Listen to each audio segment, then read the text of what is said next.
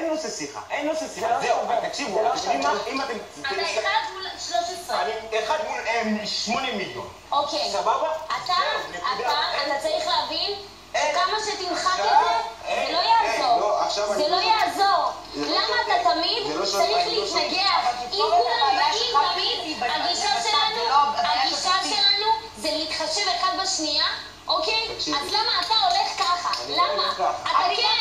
רגע, תהילה, שנייה. 350 שקל. אני בא מההתחלה, בוא נתחיל עם הסיגרות. למה? אתה יודע למה? כי כל פעם שאנחנו עושים את התקציב בשלב כלשהו, כבר 600 שקל, אתה מתחיל לראות ומתחיל זה. אמרנו הפעם, מתחילים עם הסיגרות, כי... מה?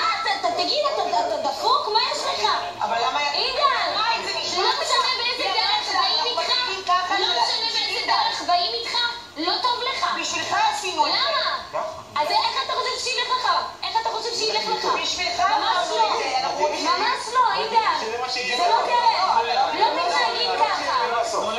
זה מה שיהיה בסוף. לא מתנהגים ככה, יגאל. זה הכי ככה בעולם. לא נרגע. כל האמצעים כשרים בשביל מה אתה לעשות יודע? אתה לא מבין שאנחנו מנסים לעזור לך? מה זה מה שאתה רוצה? תסביר לי. עכשיו אני רוצה שיהיה לי 7 קופסאות. אבל אתה שבע יודע שזה... קופסאות, לא, בלתי אפשרי. הלאה, סבבה. מה זה 7 קופסאות? 7 קופסאות זה 350 שקל. 120 שקל זה תקציב בסיסי לבן אדם. אתה לא יכול לקבל. 120 שקל זה לבן אדם. אז איך אתה רוצה 350? איך אתה רוצה?